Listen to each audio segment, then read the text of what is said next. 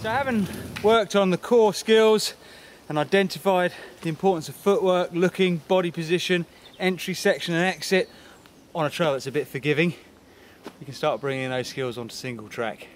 Penalty for failure is obviously going to be slightly higher, although in this case a nice run off into the bilberries. But what you can see here is if you look into this first corner and your head drops because you're concentrating on the trail not far enough ahead, you can see very little.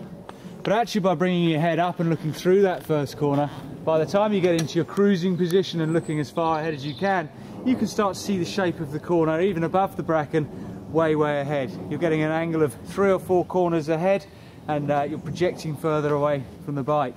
In doing so, your brain and your body are keeping that all-important distance between them, and you're actually going to let the bike flow much more freely. So rather than braking hard before this corner because you can't see where you're going beyond it, you'll be off the brakes sooner, letting the bike roll through and on into the next corner.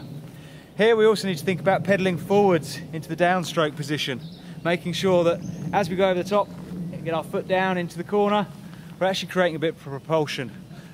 That way, every little movement of the pedals is being used for efficiency and flow. If you back pedal, as you back pedal, you can unweight the front slightly.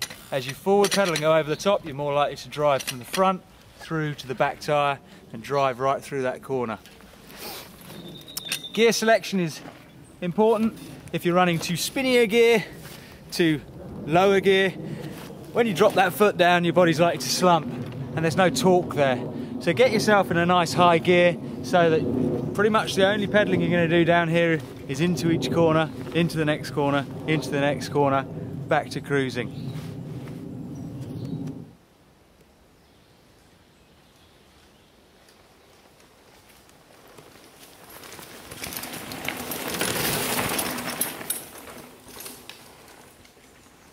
Obviously on a piece of single track like this, there's not much thought to going into speed control and when to apply it. When you get to slightly steeper terrain with corners on a bit more of a gradient, you might need to think a bit more about that. So we'll head on up the hill and look at a couple of linked corners where there is a definite need for some speed control prior to entry and possibly between the exit of one corner and the entry to the next, but certainly not within the corner itself. On this piece of single track, the need for speed control is slightly greater, and the important factor is when you do it. As you're accelerating down it's towards the entry point of the corner.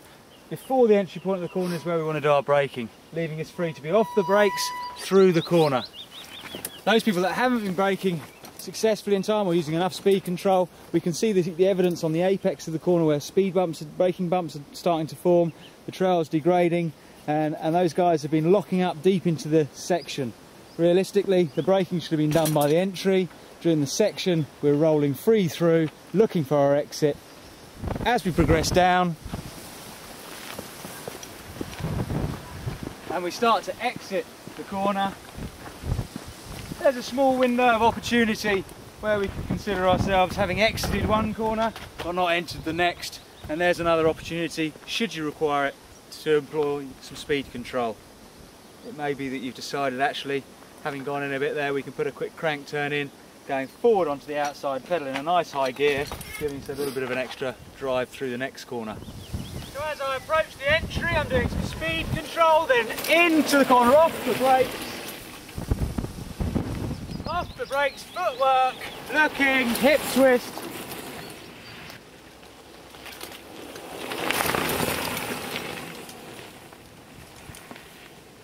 So by using real trail of increasing technicality, there's no need for cones, you don't find those on trails. There's no point in lying sticks on entry points, that's just going to suck you into vision. And tying ribbons in trees, save that for old people and yellow ones around oaks.